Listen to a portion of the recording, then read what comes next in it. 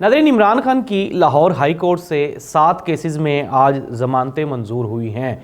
क्या इमरान खान को जेल में रखना मुश्किल हो गया है? हमने कल भी देखा कि इमरान खान और जो जेल सुप्रिटेंडेंट थे उनके दरमियान कुछ तल्ख कलामी हुई। उसके बाद सहाफ़ियों का जेल में दाखिले पे पाबंदी लगाई गई है और एक नई लिस्ट इशू की गई है, शाया की गई है, जिसके मुताबिक अब कुछ नए चेहरे वो जेल में कवरेज के लिए जाया करेंगे। ये सहाफ़ी कौन हैं, किन किन के नाम काटे गए हैं और किन किन के नाम ऐड किए गए हैं, ये हम बताएंगे आपको आज के प्रोग्राम में। नाज़रीन, इलेक्शन का दौरा है और 8 फरवरी 2024 को बिल आखिर वो इलेक्शंस जो कि पाकिस्तान में गुज़श्ता 1.5 साल से पेंडिंग है। इमरान खान की हुकूमत ख़त्म हुई, फिर उन्होंने पंजाब और KP असम्बली तहलील की, फिर उसके बाद उस वक्त के चीफ जस्टिस साहब ने इलेक्शन का हुक्म दिया, लेकिन वो उसके ऊपर अमल दरामद नहीं हो सका। बिल आखिर जो मौजूदा चीफ जस्टिस ऑफ पाकिस्तान हैं काजी फायज़ ईसा साहब, 90 रोज़ में तो वो भी नहीं करवा सके। लेकिन ये है कि चले, वो कहते हैं कि देर आए दुरुस्त आए, अल्लाह करे कि अब भी हो जाएं। कुछ लोगों का ये कहना है या मानना है कि वो कहते हैं जी 8 फरवरी वाले दिन भी ये नामुमकिन दिखाई दे रहे हैं। लेकिन अब चूंकि डेट करीब आ गई है और इलेक्शन कमीशन ऑफ पाकिस्तान की हतमी तैयारी भी कंप्लीट हो गई है। ये और बात है कि कल उन्होंने शिकायत की कि हमारे पास आजकल कागज़ की शॉर्टेज है और बैलेट पेपर छपवाने के लिए कागज़ ज़्यादा मिकदार में, तादाद में हमारे पास मौजूद नहीं है। लेकिन ये छोटे छोटे मामलात हैं, ये चलते रहते हैं। बैरिस्टर सलमान अकरम राजा साहब ने आज कोर्ट में एक एप्लीकेशन दायर की। उन्होंने कहा कि मुझे कहीं पे भी आज़ाद उम्मीदवार कंसीडर ना किया जाए, क्योंकि हमारी पार्टी यानी कि पाकिस्तान तहरीके इंसाफ से सिर्फ बल्ला छीना गया है। इसके अलावा हमारी पार्टी की जो रजिस्ट्रेशन है वो मनसूख नहीं हुई, चुनाचे हम सब लोग PTI की तरफ से उम्मीदवार हैं। ये और बात है कि हम अलग अलग निशानात पे इलेक्शन कंटेस्ट कर रहे हैं, तो मुझे पाकिस्तान तहरीके इंसाफ का नामजद करदा उम्मीदवार समझा जाए, लिखा जाए और पढ़ा जाए। वैसे तो ये एक मुश्किल फैसला होगा कोर्ट के लिए। अगर ये हो जाए तो फिर तो जाहिर सी बात है कि वो जो बल्ले का निशान छीनने वाला मसला था वो ख़त्म ही हो जाए। लेकिन ये है कि बैरिस्टर सलमान अकरम राजा की तरफ से एक अच्छा मूव है। नाज़रीन, मसला ये बन रहा है, कुछ लोग ये कह रहे हैं, वो ये कहते हैं कि जी अगर पाकिस्तान तहरीक इंसाफ के ये जो आज़ाद हैसियत में उम्मीदवारान जीतेंगे तो वो अच्छा, अब बात मैं अपनी काट रहा हूँ कि अलीम खान साहब ने अपना वो जो जाल है वो लगा के रखा हुआ है दरिया में मछलियाँ फंसाने के लिए। आसिफ अली जरदारी साहब यानी कि पाकिस्तान पीपल्स पार्टी, उसने भी अपना जाल दरिया में फेंक दी है आज़ाद मछलियाँ पकड़ने के लिए।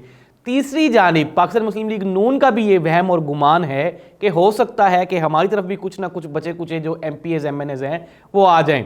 तो इस चीज़ को क्लियर करने के लिए 2-3 पॉइंट्स हैं, वो आप अपने जहन में रखें कि जो पाकिस्तान तहरीक इंसाफ ने इस मरतबा टिकट जारी किए हैं, मेरे अपने ज़ाती हलके से इंतहाई कमज़ोर उम्मीदवारान को टिकट इशू किए गए हैं।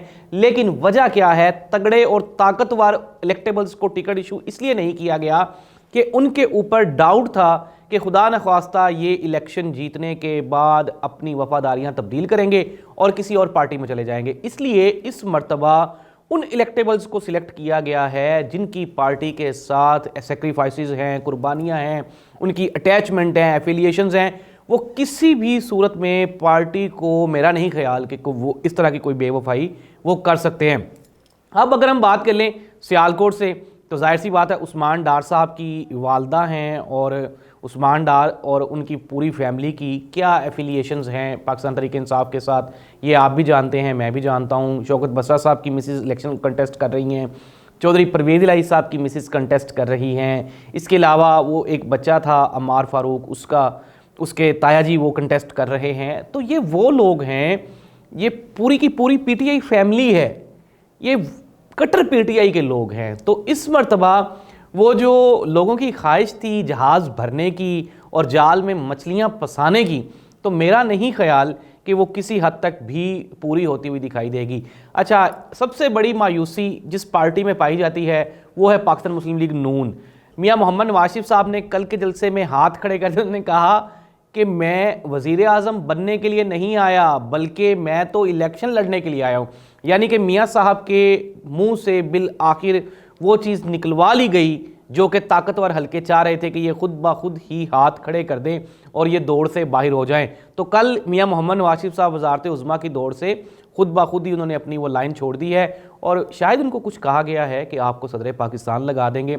लेकिन जिसने भी ये वादा किया है ये बिल्कुल वही वाला वादा है जो मौलाना फजलुर रहमान साहब से कोई गुज़श्ता 2 दहाइयों से हो रहा है।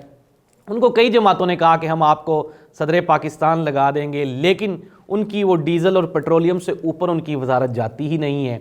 तो अब मियां मोहम्मद नवाज शरीफ साहब ज़ाहिर सी बात है कि वो वज़ीर पेट्रोलियम या वज़ीर ख़ारजा या वज़ीर दाखिला भी नहीं लगना चाहते। वो तो चौथी मरतबा वज़ारत उज़्मा की सीट पे विराजमान होना चाहते हैं। लेकिन नजूमी ने अब ये बता दिया है, उन्होंने कहा जी कि आपके हाथ में अब चौथी मरतबा वज़ीर आज़म बनने वाली लकीर नहीं है। जिस तरह से शायद लग रहा है कि इमरान खान की हाथ में चौथी शादी की लकीर नहीं है। वैसे तो शुएब मलिक साहब ने कर ली, लेकिन शुएब मलिक ने बहादुरी दिखाई और उसने शादी कर ली। अगर मियां मोहम्मद नवाज शरीफ साहब भी थोड़ी सी बहादुरी दिखाते तो शायद हो सकता है, सर्दियां तो इतनी पड़ रही हैं, शादियों का वैसे भी सीज़न है, तो मियां मोहम्मद नवाज शरीफ साहब भी चौथी मरतबा वज़ीर आज़म बन जाते अगर हिम्मत दिखाते तो। लेकिन शायद वही वाली बात कि किसी ने मना कर दिया। उन्होंने कहा मियां साहब आप इस उम्र में, अगर शादी कह रहा हूँ, अगर आप इस उम्र में शादी करेंगे तो भी कोई खातर खा रिजल्ट नताइज नहीं निकलेंगे, तो आप शादी भी ना करें और दूसरा आप वज़ारत उज़्मा वाली जो ख्वाहिश है उसको भी आप सेक्रीफाइस कर दें। तो मियां नवाज शरीफ साहब ने उस हकीम की बात मानते हुए उन्होंने शादी से भी इनकार कर दिया है और वज़ारत उज़्मा से भी वो मुस्ताफ़ी हो गए हैं। तो एक बड़ी डेवलपमेंट है। अच्छा नाज़रीन, आप सारी चीज़ों पे गौर कर लें। सारी चीज़ों पे गौर करने के बाद आप मेरे ये जो मेरा व्लॉग था, ये प्रोग्राम था, इस पे भी गौर कर लें कि मैंने पूरे प्रोग्राम में हमने जितनी भी बातें की हैं, जितने भी सियासतदानों का जिक्र किया है, बात घूम घुमा के फिर दोबारा इमरान खान पे आ जाती है, बात घूम घुमा के फिर पीटीआई पे आ जाती है। और भाई पीटीआई अवाम के ज़हनों में से नहीं निकल सकी, इमरान खान अवाम के ज़हनों में से नहीं निकल सका। तमाम तर कोशिशों के बावजूद इमरान खान ने गुज़श्ता दिनों वहाँ पे बैठे हुए इलेक्शन कमीशन के नुमाइंदगान को कहा कि मैं दफ़ा आर्टिकल 6 की कार्रवाई करूँगा। कल उन्होंने जेलर को कहा कि कानून और आइन के मुताबिक मुझसे बात करो। फिर वो जजेस को कहते हैं कि मुझे इन पे यकीन नहीं है, ये तो सारा कुछ खलाई मखलूक करवा रही है। कैमरे के सामने हाथ हिला के इमरान खान कहता है कर्नल साहब किया हाल है। तो क्या बनेगा यार, ये इमरान खान को आप कंट्रोल नहीं कर सके और ना ही वो आपसे हो रहा है। अब आखिरी बात वो ये है कि जिस पे हर बंदे की नज़रें और हर यानी कि पाकिस्तानी या पूरी दुनिया में मौजूद पाकिस्तानी जिस चीज़ को देख रहे हैं वो है फाइनल टाकरा 8 फरवरी वाले दिन का।